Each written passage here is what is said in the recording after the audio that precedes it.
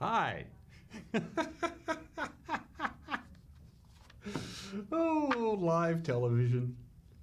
I told you, Megan, my idea of throwing on a rerun and going to have breakfast wasn't such a bad idea. Happy Wednesday. It's the second day of June, 2021, an abbreviated start to Wake Up Wenatchee Valley. I'm Dan Kuntz. Going to be a hot one in the old town tonight. We're looking at a record breaker. I think we're going to get there. Record high temperature for this date, June 2nd, 96 degrees, which was set back in 1986. Yesterday, we hit 94. We're off to a mild start. It's 66 outside of our studios. I think we're going to blow right past that 96-degree mark and set a new record high for today. Unseasonably warm for early June. In fact, it's going to feel more like early July than early June. The heat advisory remains in effect until 8 o'clock tomorrow night. We're going to cool down a little bit, but not much on Friday. Then a significant cool down for the weekend. Going to give your air conditioner a break. But it's going to be very warm for you people who are going to be commencing to exercise on Friday night. Commencement exercises at Wildcat Stadium in East Wenatchee for Eastmont High School. 6 o'clock live here on the NCW Live channel. Then we'll go over to Lee Boptel Field at the Apple Bowl for Wenatchee High School's commencement exercises. Then we'll begin at 8 o'clock. We'll have West Side's graduation next week, and the Apple Blossom Festival begins tomorrow. People are cruising through town saying, hey, that's right. Food fair, beer garden, it all gets underway tomorrow in the heat. It's going to be a little cooler tomorrow, though. Lots to get to, some news to touch on as well. We have the Memorial Day weekend DUI stats, not good when we get to the news. In sports, the Apple Sox back onto the field for the first time since August of 2019. They looked a little rusty. They lost their opening game last night to the Northwest Academy. We'll have details on that. Marco Gonzalez looked pretty good back on the mound for the Mariners after a month off. He looked good. Bullpen didn't, as the Mariners took one on the chin. We'll talk about that, plus prep results. We'll have the obscure holiday today in history. Everyone is entitled to Mike Minotti's opinion, some celebrity birthdays. And Congresswoman Kim Schrier was in the North Central Washington region yesterday. In fact, she spent Memorial Day weekend here in our neck of the woods, and she dropped by to do an extended interview with our very own Jefferson Robbins. And we'll have that conversation with Dr. Kim Schrier, Congresswoman from this district, in the back half of the hour. All right, let's take our tour. Let's see what Megan has in store for us. Of course, we always begin with that camera, the cross camera. Yeah, 94 yesterday was a little lower than they were anticipating. They were thinking maybe closer to 96 or 97. It was still plenty hot for most everybody. Yesterday at this time it was 63. We're now up to 67. So I really think we're going to get to that triple-digit number, which is in the forecast for today. Our normal high for this time of the year is 75. So we were nearly 20 degrees above normal. What's going on? That strong upper level ridge was centered over the western half of our state yesterday.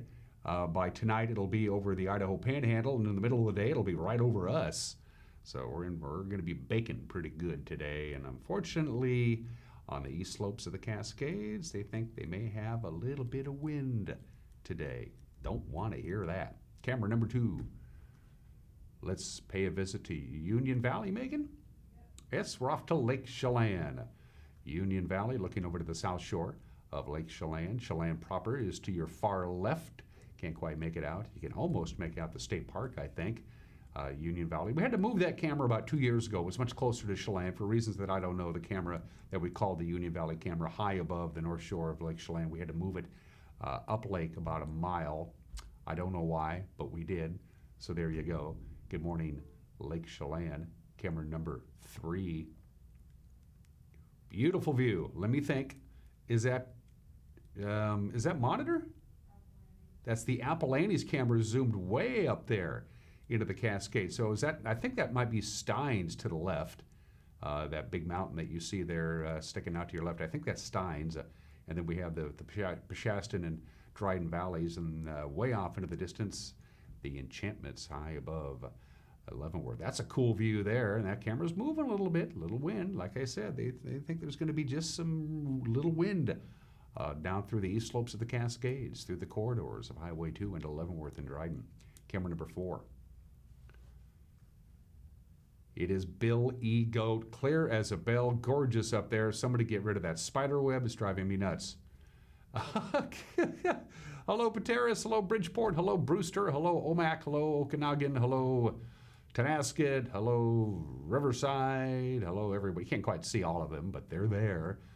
They haven't moved. A phenomenal view from our Billy Goat camera high atop the Alta Lake area by Pateris. I really do wish that we had a chance to show you the Methow Valley, which normally we could, but as I mentioned before, the actual tower that camera is attached to is to the left of what you're looking at. And if we turned it to the left towards the Methow Valley, Twisp, in that area, you wouldn't be able to see anything, just a big aluminum pole. Anyway, still a gorgeous view from where the Methow empties into the mighty Columbia River. Some spectacular views from my partner Megan this morning. 6 minutes after the hour, they have expanded the heat warning to a larger geographical footprint. Looks something like this. The heat advisory, which was on yesterday and is still on, goes into effect until 8 o'clock tomorrow. Now it's pretty much, well, as you can see, pretty much all of eastern Washington is going to get hot, really hot, unseasonably warm.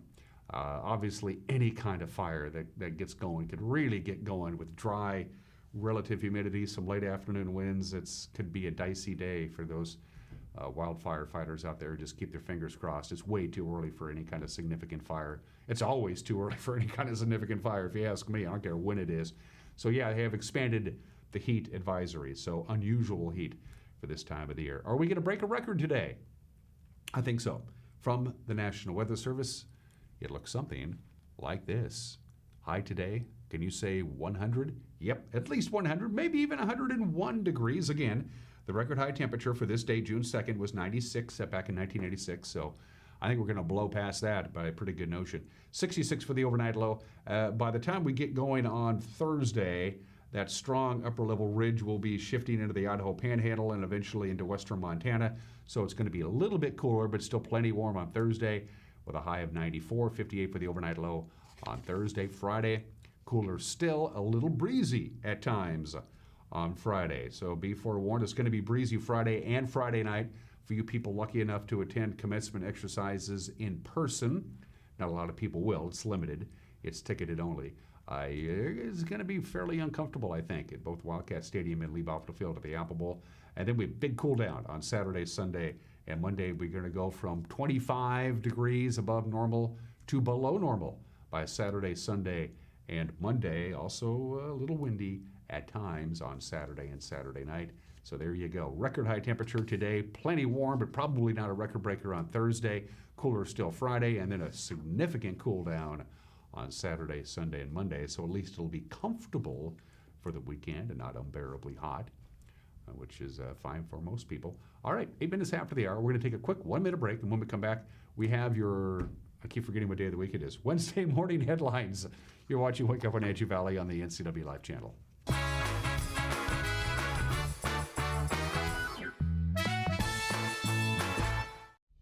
Introducing Alpine Airman. Because every home needs a superhero to eliminate poor indoor air quality, send inefficient operating equipment packing, and cut high energy bills down to size. For heating or cooling and equipment replacement, turn to the experts and the superheroes at Carrier and Alpine Air.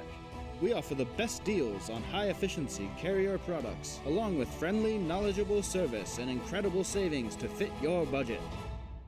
Hi, my car's making a funny noise.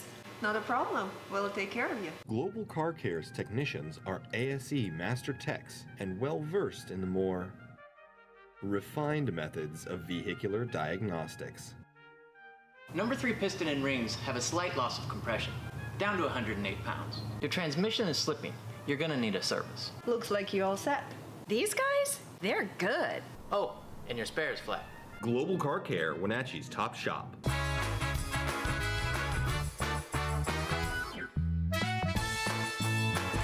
9 minutes after the hour, 67 degrees in downtown Wenatchee. Triple digits, right around 100, maybe even 101. Record-breaking high temperature today. Slightly cooler on Thursday. Cooler still Friday and quite comfortable over the weekend. Quick heads up, though, for you folks in the east slopes of the Cascades. It could get a little breezy this afternoon in addition to the heat. Here are your headlines on this Wednesday. Firefighters were able to stop a brush fire from spreading to livestock barns on property near Monitor. This happened on Monday afternoon. Chelan County Fire District 6 Chief Phil Mosier said the property owner on Iroquois Lane was burning yard waste at about 2 o'clock on Monday afternoon when the fire got out of control and spread to brush and other materials, which then burned up the edge of the barn complex. Fire District 6 was assisted by Chelan County Fire District 1 and Cashmere firefighters helping gain control of the blaze, which burned about an acre and a half. The fire spread to an adjacent property, but no structures were damaged. Mosier noted that Monday was the last day of legal burning in Chelan and other north central Washington counties. A case of instant karma on Moses Lake this weekend. 3 people on a small boat harassed another group of boaters for flying LGBTQ pride flags and then had to depend on them for rescue when their engine burst into flames. A TikTok user on board the rescuers' boat posted this video on Monday. The offending boat circled and tried to swamp the rescuers while the people on board made obscene gestures. Well, when their engine suddenly exploded, the harassed Good Samaritans took them aboard and sheltered them until they could return to shore. The burning boat was a total loss. The rescuers said the trio did not offer any thank you or apology. Problems on north central Washington highways over the Memorial Day weekend returned to pre-COVID-19 levels this year. The Washington State reported on that on Tuesday. Troopers arrested 26 people for DUI over the 3-day weekend in District 6. They responded to 45 collisions. That's according to Trooper John Bryant. District 6 encompasses Chelan, Douglas, Grant, Okanagan, and Kittitas counties. It's the most DUI arrests in the past 5 years over the holiday weekend and up significantly from just 9 arrests in 2020. That's when the state was in its most restrictive phase of the COVID-19 lockdown. Trooper Bryant said 11 of the DUI arrests were made Saturday. 14 of the 27 total were in the Grant County Columbia Basin area. Collisions were also down during the 2020 lockdown, with just over 17 over the Memorial Day weekend last year. The 40 collisions reported this year surpassed the 37 that was recorded in 2017. There were 27 reportable collisions in 2018 and 33 in 2019. There were 24 DUI arrests in both 2017 and 2018, 15 in 2019 over the Memorial Day weekend. And speaking of the Washington State Patrol, the commander of the North Central State Patrol District Office is retiring. Yeah, Captain Matt Couchman has been with the troopers since 1995 and since 2019 has directed the patrol out of the Wenatchee Field Office. State Patrol employees sent him off with a recognition ceremony on Thursday of last week. District 6 serves Chelan, Douglas, Grant, Kittitas, and Okanagan counties. Happy retirement. And that's a look at what's making news. At 13 minutes after the hour, we'll have a newscast for you tonight at 5 and 6 with the whole crew gathering the news and making sure you're an informed viewer because we think that's important. And with a preview of some of the stories we're working on, here's Grant Olson. Thank you and good morning, Dan. Coming up tonight on the NCW Life Evening News, 8th District U.S. Representative Kim Schrier paid a visit to the NCW Life studios yesterday for a sit-down interview with Jefferson Robbins. We'll bring you that. Get ready for possible record-setting heat this afternoon. All of the details in your complete North Central Washington weather forecast. And in sports, Eric Granstrom has results of last night's prep basketball action. That and all the day's news coming up tonight at 5, 6, and 10 on the NCW Life Evening News. We hope to see you then. Dan? Thank you, Grant. Don't forget, if you got a news tip or you think there's a story out there that we should be pursuing, or if you just want to drop us a note, you can do so. Look at the bottom of your screen. You can call us during regular business hours. You can email us directly, news@ncwlife.com. You can go to our Facebook page and use the Facebook Messenger app, or you can use our homepage, ncwlife.com, and click on the contact icon. After a quick 1-minute break, we'll come back. We'll talk about baseball, Apple Sox and Mariners. Neither team won yesterday. Spoiler alert there. Highlights from Wenatchee and Eisenhower girls basketball, plus all the prep action, and the obscure holiday, today in history, some celebrity birthdays, an opinion from Mike McNaughty, and Jefferson Robbins' interview with Congresswoman Kim Schrier. It's all coming up. You're watching Wake Up Wenatchee Valley on the NCW Life channel.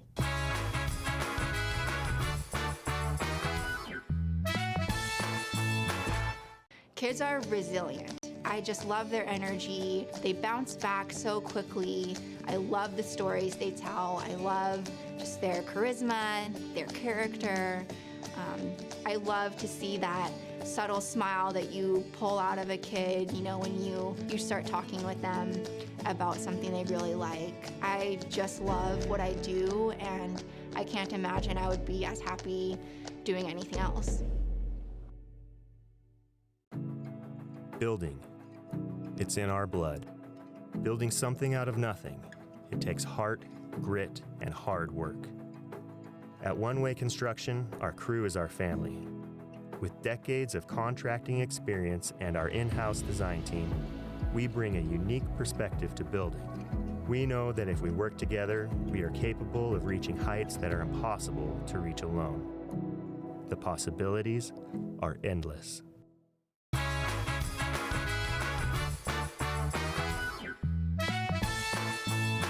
Just about 16 minutes after the hour in sports, you got to forgive the Wenatchee Apple Sox for being a little rusty. I mean, they haven't played collegiate baseball at the summertime WCL, West Coast League, for 656 days. In fact, both teams were a little rusty last night. The Northwest Star Academy defeating the Apple Sox on opening day. The final was 8-3. The two teams combined for 16 errors, 7 hit batsmen, 24 men left on base. Joel Norman with the wrap. He had the call on Sunny FM. Well, it was a tough opening night for the Wenatchee Apple Sox as they fell to the Northwest Star Academy Nighthawks 8-3 in their season opener on Tuesday night at Paul Thomas Senior Stadium. It was the first time that the Apple Sox lost to a non-league team since opening night in 2018. And boy, it was errors and men left on base that primarily did the Apple Sox in. Both teams committed 7 errors apiece, but the Apple Sox left 18 men on and lost by 5. They did steal 6 bases, but the Apple Sox hope to score more runs as they face the Nighthawks again at 6:35 p.m. tonight. With your Apple Sox update, I'm Joel Norman.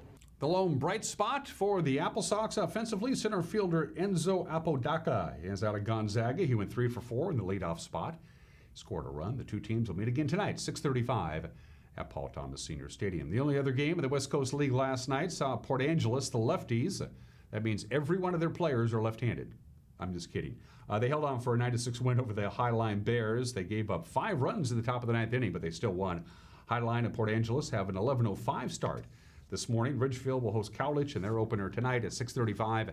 And in Portland, the Pickles will host the Portland Gherkins in a game at 7:05. It's never a good sign if you turn on the television and flip over to Root Sports to watch the Mariners in the 9th inning and they see a utility player on the mound. That means something went wrong. And for the Mariners, something went wrong. Their bullpen, they lost 12-6. Utility infielder Jack Mayfield was used to get the final out for Seattle in the game that saw the A's score 10 runs over the final 3 innings. One of the few bright spots for the Mariners as their 5-game winning streak came to an end. Tom Murphy is at bat in the bottom of the 8th when something like this.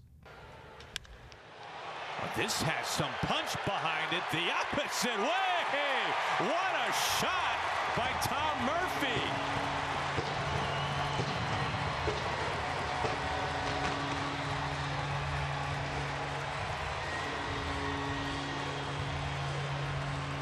He can be awfully scary. He's been heating up. He's really been swinging the bat well over the last week and a half, and now he goes opposite barrel. 6 home runs, 5 of them here in this ballpark. Marco Gonzalez made his first start in a month. Of course, he's been out for a while. He had an injured pitching forearm. Marco looked pretty good, actually. 4 innings, he allowed 1 run. He gave up a couple of hits, 6 strikeouts, and a walk. And despite the way the game ended, manager Scott Service was quite happy with Marco Gonzalez, his return to the mound. I thought Marco looked great, really sharp, had good command. The stuff was good.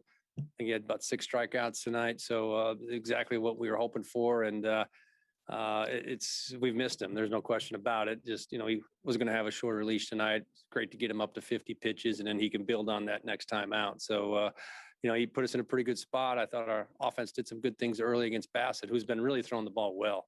Last time out, I think he shut the Angels out, complete game. And I thought our guys had put a nice rally together. I think it was the 3rd inning, got 3. Trammell hits a home run. We're in a pretty good spot there, but just couldn't get that final out in the 7th. Mariners and the A's one more time. A rubber match with a 3-game series tonight at 7:10. Chris Flexen and Sean Manena will start for those respective clubs. All right, to the scoreboard from the American League West from last night. Kyle Tucker continues to hit well for Houston as he went 3 for 4 at the plate. With a run, the Astros beat the Red Sox 5-1. Ryan McMahon scored in a wild pitch in the bottom of the 11th. Colorado gets a 3-2 walk-off victory over the Rangers. Anthony Rendon's 3-run double highlighted a 5-run fourth inning for Los Angeles. The Angels beat San Francisco 8-1. Rendon finished with 5 RBIs on the game. Oakland's lead in the West remains a half a game over Houston. Seattle slips to 3.5 games out of first place with the loss. The Wenatchee girls played their best half of basketball so far this year against the Eisenhower Cadets. In fact, at halftime, they trailed by just 5, but then Eisenhower outscored the Panthers 30-14 in the second half and posted the victory 58-37. Eisenhower was led by the overpowering play of junior wing Kiana Yesiki. She had 27 points. Wenatchee's Christina Bauman led the Panthers with 10. Eric Granston with the call right here on the NCW Live channel. Ball loose on the floor. Cross court to Schoengarth. A long three-pointer. Good! Blauman turns. She sees 2 in front of her. She's going to take it all the way. Left hand and knocked away from her. She'll chase the ball down. And with another shot on the way. Good! Well, you can't make it close. Make it from outside. Christina Blauman with her first bucket. Arms draped all around. Ogle finally had it, then lost it on a cross-court pass, and another turnover for Wenatchee. Cross-court pass to Yesiki. Drives with a swooping right hand. Good. Now to Yesiki. And she just puts on a clinic. I mean, she just left Blauman in her wake, and easy bucket for Yesiki. By the way, she has 4 in the quarter, 27 in the contest. 2:59 to go. Schoengarth stops at the paint. She'll put up the shot off the window, and good. Well, she'll show a little shake and bake herself. Weak side rebound here for Wenatchee by Sterling. Had the ball wrestled away by Yesiki, and then she makes the shot, and she's fouled. Holy cow. They're going to say no, time ran out before the foul was called, and so that will be the game. 58-37 will be the final here tonight. All right, to the scoreboard we go for girls basketball last night. There you see Eisenhower over Wenatchee. Davis down to Eastmont 59-26. Moses Lake's Anna Olson drained 4 3-pointers for 16 points to lead the Chiefs past West Valley 71-26. Ephrata whipped Quincy 61-31. Okanagan crushing Cascade 60-12. Kashmir cleared Chelan 49-27. Leslie Moreno scored 14. Carla Torres had 12. Bridgeport beat Antioch 61-53. Lake Roosevelt topped Tonasket 58-43. Liberty Bell over Orville 58-25. And Waterville Mansfield defeated Pateras 53-42. Eastmont's Spencer Heimbinger scored 9 of his 22 points in the second quarter. The Wildcats beat the Davis Pirates last night. The final was 63-57. Other scores from last night in boys basketball: Garrett Long had a season-high 29 points for Wenatchee. They beat Eisenhower in Yakima, the gateway to Wapato. The final there was 64-34. West Valley topped Moses Lake 57-39. Quincy edged Ephrata 62-51. Okanagan clocked Cascade 60-45. Kashmir got by Chelan boys basketball 65-56. Christian Lopez 12 points, 8 rebounds to lead Bridgeport to a 49-38 win over Antioch. Lake Roosevelt took care of Tonasket 62-49. Orville rung Liberty Bell 64-57. Elmira Cooley Heartline Seals and Crofts notched a 64-41 win over Moses Lake Christian. Pateras popped Waterville Mansfield 63-43. Bowling, Wenatchee had a league-high 770 points in their third game in girls bowling on Tuesday. They swept 3 from Sunnyside. The final pin count, 2,108 to 1,435. Carla Hankins led the way for the Panthers with a team-high 233. Kayla Musgrove turned in at 226. Mackenzie Monroe rolled a 204. Wenatchee remains undefeated on the season. And in college basketball last night, Wenatchee Valley split with Columbia Basin Community College in Pasco. The Lady Knights were led by the 19 points of Grace Erdman. They won 59-34. The Lady Knights improved to 8-3 on the year. And despite 27 points from Jalen Scott, the men lost for only the second time this season, losing to CBC 82-76. And those are just some of the games that people are playing at 24 minutes after the hour. It's time for the Obscure Holiday. I had 3 to choose from. Today is National Rocky Road Day. Today is National Bubba Day for all of you Bubbas out there. But no, today is National Leave the Office Early Day. Yeah, it's always on June 2nd. We need to acknowledge that every once in a while, well, we work harder than maybe we should. The statistics from the Department of Labor are alarming. Now, remember, the United States is the only country in the Western world where companies are not required by law to give you vacation. They don't have to. It's law almost every place else. And because of that, the average American works about 49 hours a week. That's when you add it all up week after week, it comes out to 350 more hours a year than most Europeans. Obviously, that can be detrimental for any number of reasons. About a third of all Americans work more than 40 hours a week. Some work more than that. If you're self-employed or you have more than one job, you can work anywhere from 60 to 80 hours a week. So the stress piles up, So cut out early. Take a little time for yourself every once in a while and leave the office early day. I have never done that this week. And the obscure holiday. It's 26 minutes after the hour. Today in history, we all know the legend of the Trojan horse. Well, here in North America, we have one as well. It was June 2nd, 1763, 257 years ago, at Fort Michilimackinac, which is now Mackinac City, Michigan. The Chippewa Indians captured the fort, and they did it in a pretty clever way.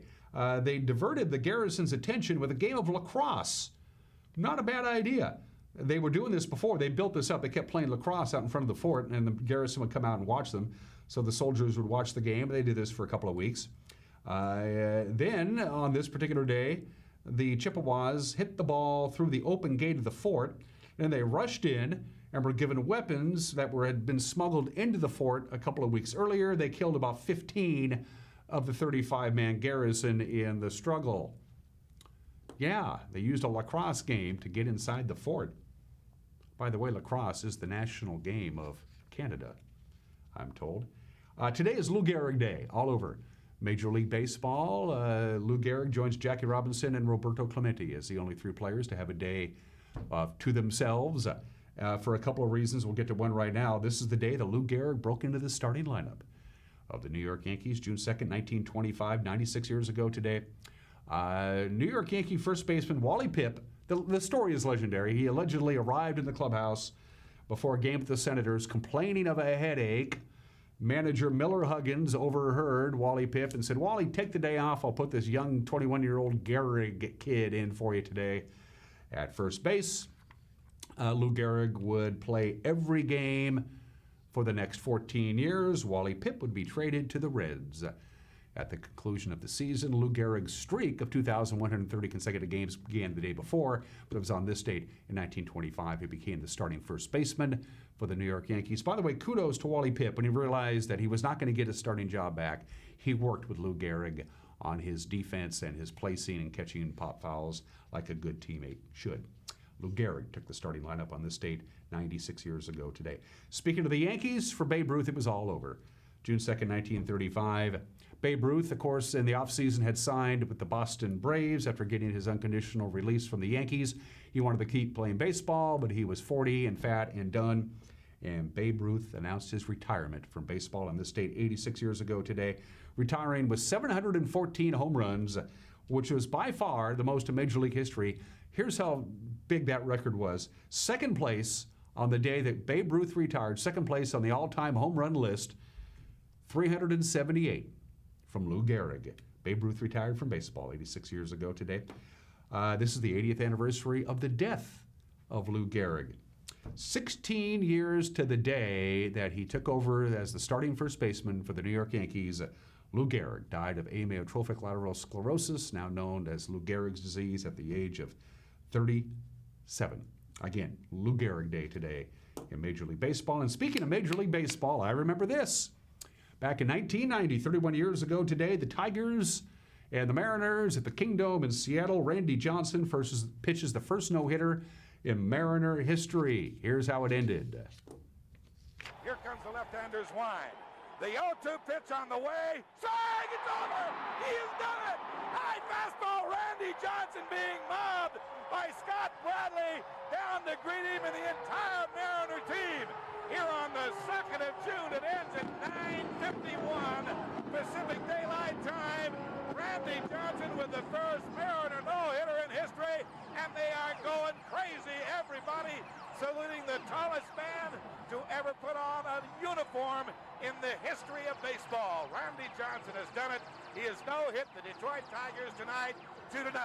My, oh, my. My, oh, my, indeed. It wasn't pretty. He walked 6, but hey, a no-hitter is a no-hitter. All right, bottom of the hour. Celebrity birthdays. Top 10, top 5 rock and roll drummers of all time. You got to put Charlie Watts in there. I am terminally addicted to the backbeat of the Rolling Stones. Charlie Watts, the drummer of the Rolling Stones, is 80 years old today. And you think about rock and roll, the rock and roll lifestyle, tours, groupies, what have you. Charlie Watts and his wife Shirley have been married for 56 years. That's pretty cool. Talk about a rarity in rock and roll. Happy 80th, Charlie Watts. The Beaver is 73. Jerry Mathers is 73 years old today. Back in the 90s, he was the Grand Marshal of the Apple Blossom Festival Grand Parade. They brought Jerry Mathers in for 3 or 4 days. Happy 73rd to Jerry Mathers. And Dana Carvey, super funny guy, great impressionist. I missed the Dana Carvey show. It didn't last very long, like 4 episodes, but it was hilarious. Dana Carvey, 66 years old today, obviously, from Saturday Night Live fame. Going to take a break. We got an opinion from Mike Magnotti and then Jefferson Robbins and his interview with Congresswoman Kim Schrier. It's coming up. You're watching Wake Up Wenatchee Valley on the NCW Live channel.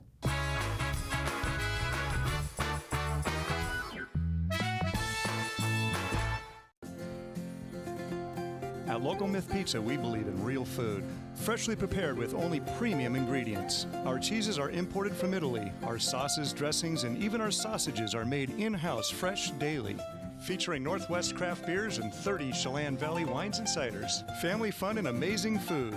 Eat local, drink local, and be local at Local Myth Pizza. Come see why Sunset Magazine says you can't beat Local Myth Pizza. Green Motion e-bikes have rolled into Wenatchee. We've got fun, affordable e-bikes for the whole family. Portable e-bikes that fit right in the trunk of your car. Fat tire mountain bikes plus unique vintage style bikes you won't find anywhere else. Get some exercise with pedal assist or just cruise up to 20 miles per hour with the throttle. Starting under $1,000, Green Motion e-bikes are affordable fun for the whole family.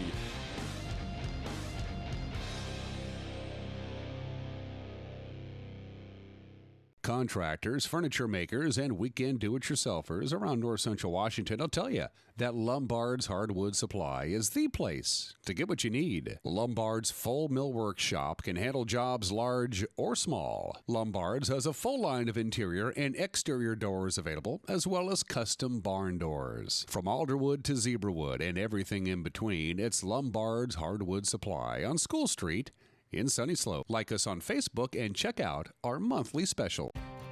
Merry Maids of Wenatchee has been professionally cleaning and sanitizing homes and businesses in north central Washington since 1998. Merry Maids uses commercial-grade cleaners and viricides. Merry Maids has implemented additional safety and sanitation protocols. They are strictly following CDC guidelines for the safety of their clients and employees. For expert help with cleaning and sanitizing your home or business, call or look up Merry Maids of Wenatchee to schedule your free estimate today.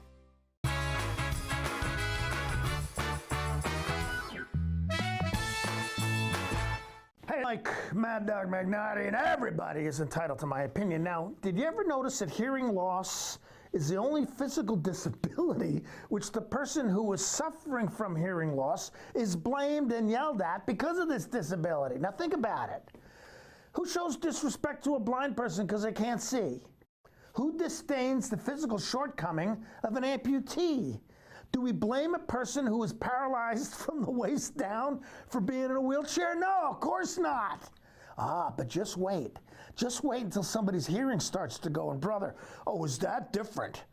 If you have to say what, come again, or huh, because you don't hear something, people get mad at you. Now, how much sense does that make? So, my hearing's going, and my family's insisting I get hearing aids. Ain't gonna do it. And you know why? Because I've already heard enough. This is Mike Mad Dog Magnotti, and that's my opinion.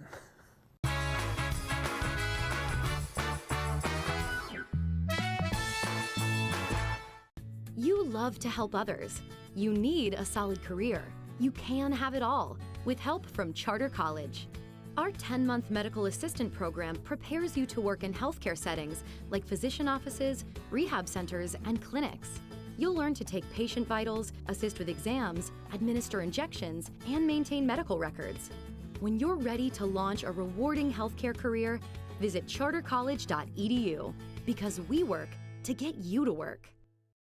When you think of Doghouse Motorsports, you might think of motorcycles, but there's a lot more in this house. How about Honda power equipment? From snowblowers to lawnmowers to generators and even water pumps, Honda is the brand that sets the standards. Perhaps you need an ATV or UTV. The Doghouse has the largest selection anywhere. Did we mention watercraft and snowmobiles? And of course, we have motorcycles too. Back it up with terrific customer service and you have Wenatchee's best motorsports store 5 years running. Isn't it time for you to be in the Doghouse? It's estimated that 1/3 of Americans do not have a financial plan. At D.A. Davidson, their advisors are working to change that because they understand the importance of planning for the future. At D.A. Davidson, they believe in partnering together to build a strategy tailored to your needs. They spend the time and have the knowledge to help keep your financial future on track. Let D.A. Davidson Financial Advisors of Wenatchee put the strength of advice to work for you. Crystal's Restaurant and Lounge in Leavenworth has a warm environment to enhance your dining experience. Serving breakfast, lunch, and dinner 7 days a week. Crystal's Intimate Lounge is a wonderful place to relax and dine with beautiful views of the mountains. Do you have a special occasion coming up? Call Crystal's to reserve their event space. Whether your event is grand, intimate, or casual, Crystal's provides unforgettable food and superb service. Crystal's Restaurant and Lounge, proud to be serving fabulous food and drinks.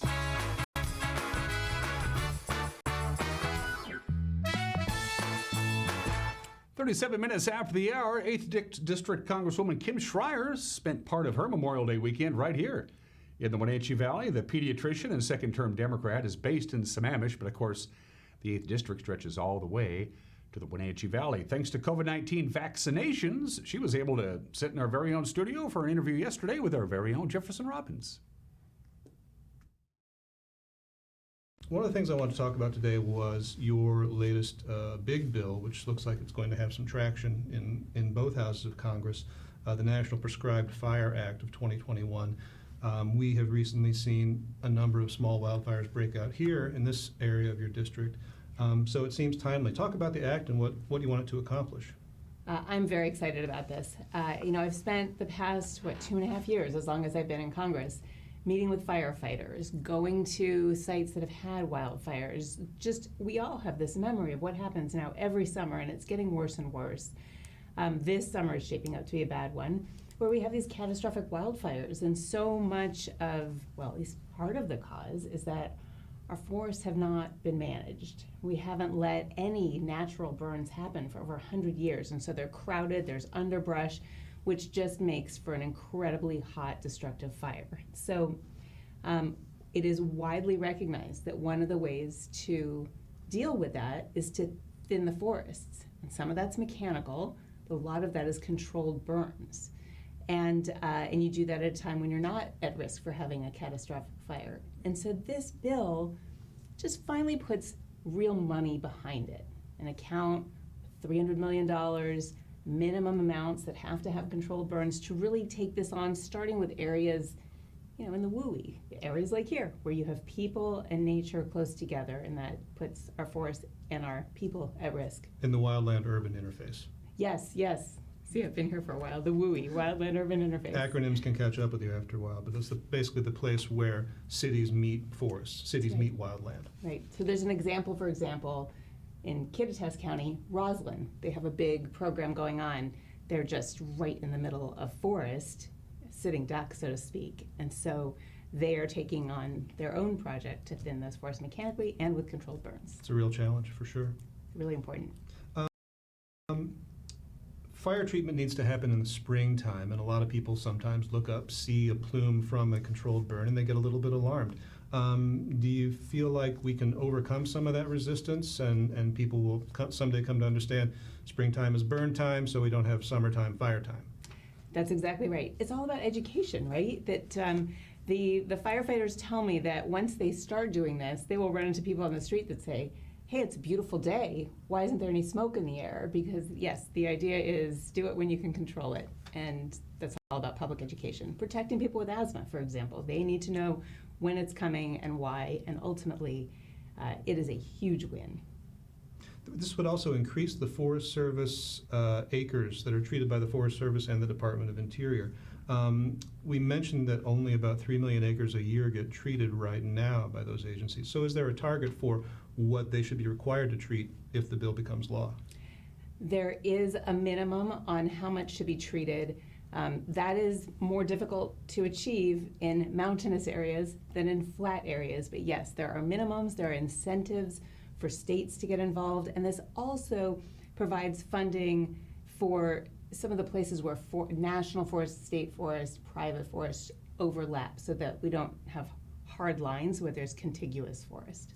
I mentioned that it looked like the bill had some traction in both houses, and that's because a companion bill was introduced in the Senate, which also has some support from some pretty key senators. So can you talk about that aspect of it? That's right. Well, it always bodes well when you have a strong bill in the Senate and the House, and when it has bipartisan support.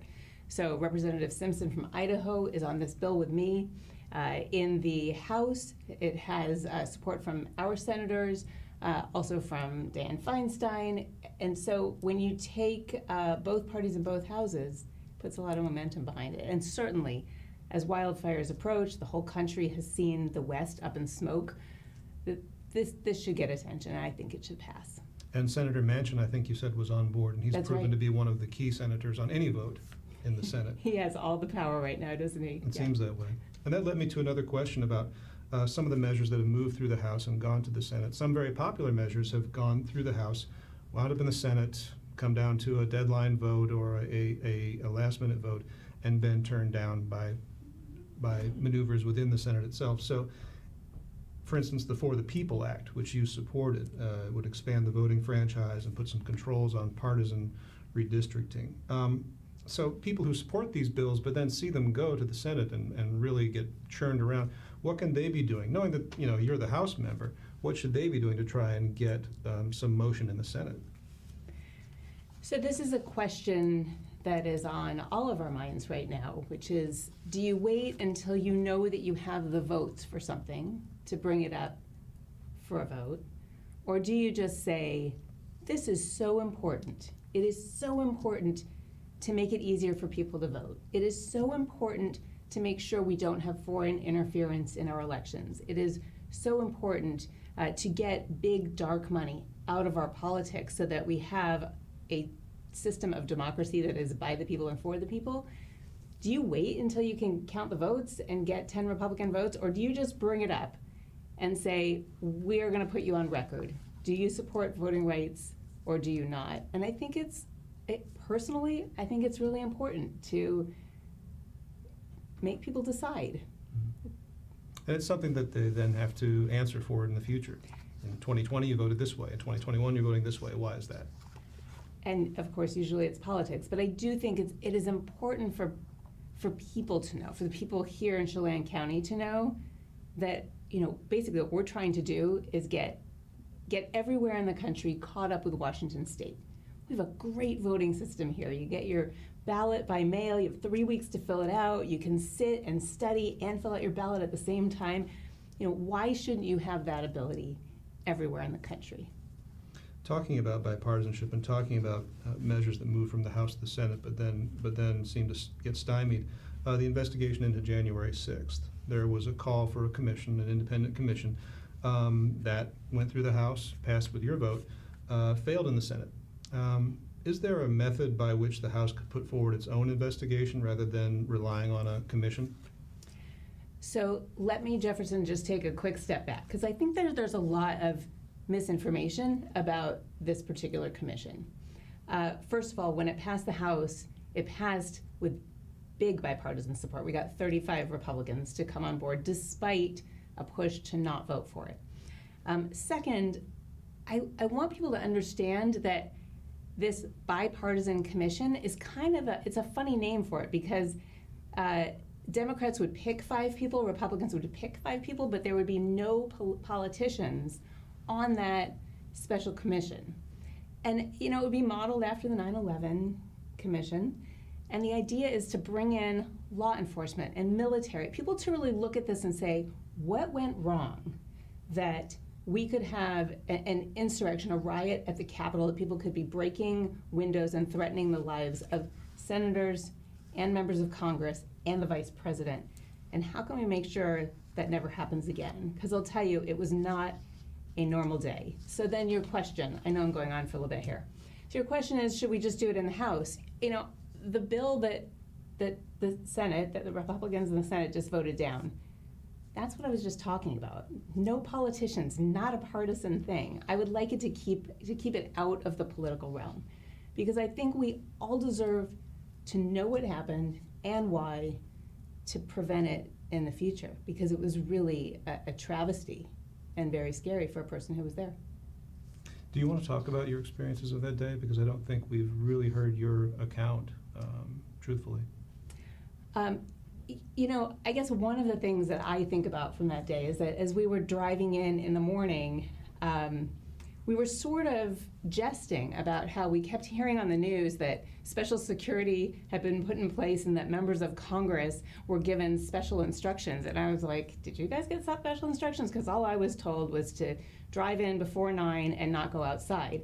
And then somebody said, you know, I heard that people have maps of the tunnels. And so we were all on high alert. I mean, it was very obvious to us, and if it was obvious to us, it really should have been obvious to law enforcement that bad things were potentially going to happen that day.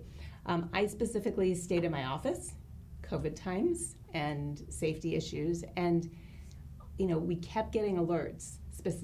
A suspicious package was found. Evacuate this other building. Where should you go? If you're going to go anywhere, use the tunnels, stay inside. Which is exactly where it would have been dangerous to be. And so, you know, eventually the directive came to close all blinds, turn off the lights, stay silent. And there were a lot of hours of staying silent while we just all wondered, where's the National Guard? Where are the helicopters? Like, how is it that people are breaking into the Capitol? And for my colleagues who were on the floor, I mean, they are still dealing with trauma. For the police officers, the Capitol Police, who just saw this bill voted down, that would have looked into why they were put at risk, why they didn't have riot gear, why they were not equipped to deal with this. Like, that's a real disservice to them. They're dealing with their own trauma, and many of them are leaving, and a couple have committed suicide. Like, this is a really big deal that should not be swept under the rug and that we cannot allow to happen again. And that's the reason behind the push for an independent inquiry. Absolutely. Now, the House can make an inquiry. The question is whether that's then colored by perceptions of politics or actual politics. It certainly will be presented that way. And I'll tell you, I heard a really clever idea, which was that perhaps we could have an executive order and give George W. Bush and Barack Obama the ability to choose 5 experts, non-political experts, again, military, law enforcement, experts in extremism, to do their own investigation, to keep it out of the House, to keep it out of the Senate, but to get to the truth, because what we need is the truth, and we need to make sure that half of the country does not think that this was a partisan witch hunt, which is the way it is being cast. And that is very dangerous for our country, and very dangerous for our Capitol, and very dangerous for the police officers who look after us and try to keep us in the Capitol safe. You and I talked last week about the earmark process, and this has been reintroduced to Congress after an absence of a couple of years, for $892 million in transportation and infrastructure spending, plus a little bit more than $10 million for community projects like broadband fiber build out. There's food banks in there, there's health clinics, there's senior services that are all included in your request. So what's the likelihood of all this coming through for the 8th District? Or is it too soon to say? Or is there a perspective that you don't have, not having gone through this process before? You know, I've never gone through this process before of a member of Congress working with leaders in the district to decide where money should go. Half of Congress has not existed, so we had to really be trained up on how to do this. I worked really hard to have transparency and an independent advisory board to help me make decisions. And I think we have some great projects in there. How much will be covered, I don't know. But I'll tell you, it's my job to go to bat for the 8th District. And I want all these projects to get funded. I'm also a realist, but the way I look at it, before decisions were made in Washington, D.C. by bureaucrats who don't know the 8th District. Here, if the money's going to be spent either way, I get to work with community groups, with mayors, to look at what should have the highest importance and put those forward. And the people on the ground know that best. When might we know the outcome? It will have to be a big spending bill that passes? I'm going to have to say an I don't know on that one. We just got the budget. Now I think several months of work have to go through to figure out how that all comes in. So I'll continue to sit with both fingers and all toes crossed. We'll be watching for sure. We're only able to talk in person, you and I, Congresswoman, because of the advent of the COVID-19 vaccines. And you're also making several in-person visits around the district this week, which you haven't been able to do for some time during the pandemic. I know you actually visited in person, but with restrictions. Right. So this vaccine is making progress and making life normalize a bit, but there's still a lot of hesitancy out there. I saw that a group of parents recently was angry with the Lake Chelan School District over their hosting of a vaccine clinic on school grounds. So how do we counteract this kind of thing since we're seeing so many good outcomes with vaccination in the public? Right, so first of all, let me just say, it is a miracle that we have several highly effective vaccines and that we had them less than a year from when this disease hit the United States. So first, a huge thank you and admiration to the scientists and researchers and to the people who stepped up as volunteers.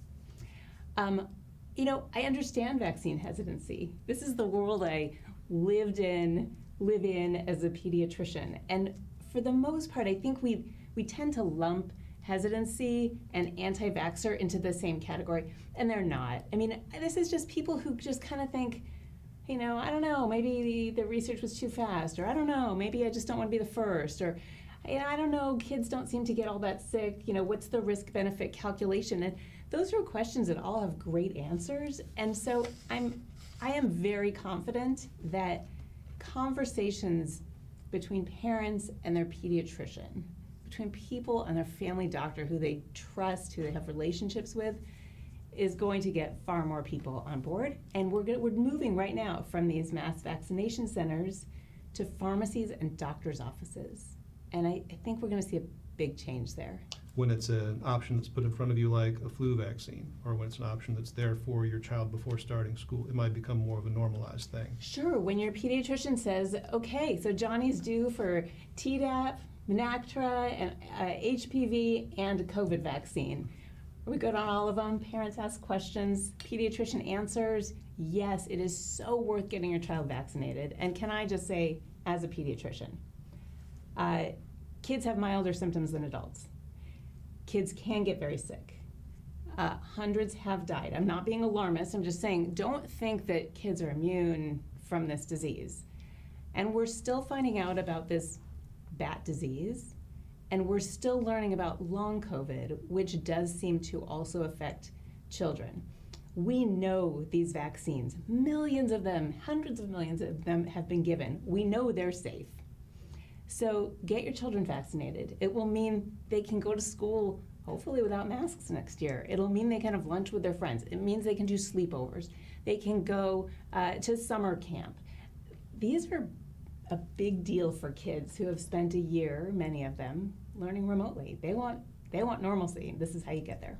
Have you heard anything about a time frame for when the under 12s might be able to receive a vaccination? I have, and the time frame it's speeding up. We first thought, I have a 12-year-old, he got his first vaccine 2 weeks ago. He's getting his next one this Saturday.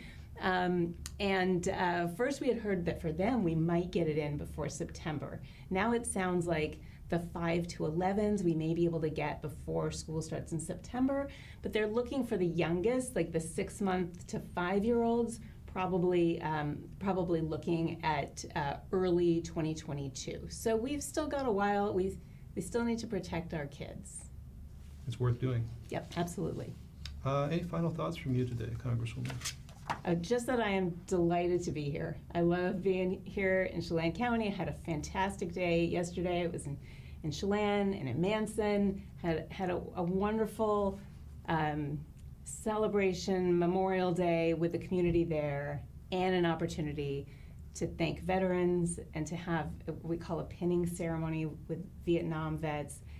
And they're one of my favorite parts of being a member of Congress, to just really personally be able to thank veterans who served, who never got an appropriate thank you and welcome home. And they're important and emotional events, and we got to do that yesterday.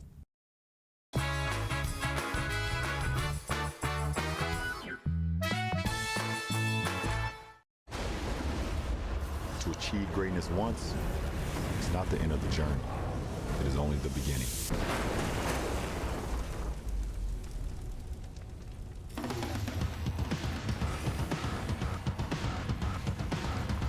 Introducing the next all-electric super truck. The revolutionary GMC Hummer EV SUV. Reserve one now while they last. Boating in the Wenatchee Valley starts at Bob File Boats and Motors. Now you can fish like a pro without breaking the bank thanks to the ProMag aluminum fishing boat by Smokercraft. It features a great layout with a spacious bow casting platform, huge live wells, and in-floor storage to safely stow your gear. See the Smokercraft line of boats at Bob File Boats and Motors on Sunset Highway in East Wenatchee or online at bobfile.com. Bob File Boats and Motors, we're dealing. Bob File's gonna make you smile. With TV advertising, what we want to do is more deeply connect with the community.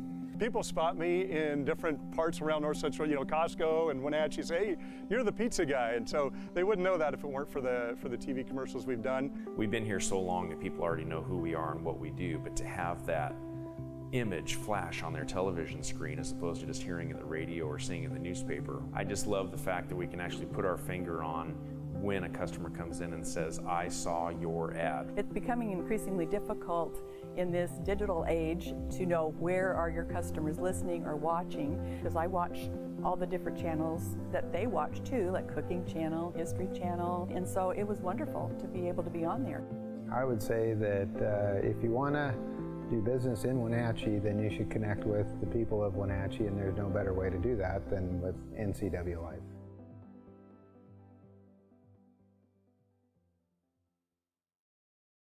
Raising a family may have seemed overwhelming to your parents, but they weren't. Coach, teacher, life guide, caregiver. Family takes care of family. And as the circle of life continues, you now are their caregiver. It may seem overwhelming, but we're here to help you find the support services necessary so you can provide quality care to your elders. Call Aging and Adult Care of Central Washington at 1-800-572-4459. You don't have to be a member to enjoy the view and dine in style at Highlander Bar and Grill located at the beautiful Highlander Golf Course in East Wenatchee. Highlander Grill offers breakfast, lunch, and dinner with dine-in or takeout options. Highlander Bar and Grill's friendly staff is here to serve you 7 days a week.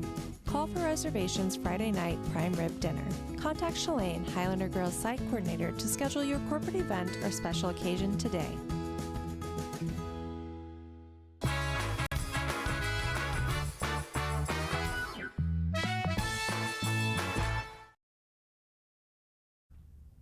Okay, we are back. Got about a minute left to go on this program. It's already 70 degrees in the Wenatchee Valley, and we're almost guaranteed to break the record high for June 2nd. Now, the good news is it's a dry heat, kind of like a blowtorch. It's going to be hot from the National Weather Service. It looks something like this. How about 100, maybe even 101? For the record, we hit 94 yesterday, which was almost the record, but we're going to blast by the record. The record high on this date, June 2nd, is 96 degrees. That was set back in 1986. Our normal high is 75, so we're going to be about 25 degrees warmer than normal for early June, unseasonably hot. That strong upper level ridge is going to be centered over the Wenatchee Valley for most of the day. By the end of the day today, it'll be over the Idaho Panhandle, 66 for the overnight low. This is very important.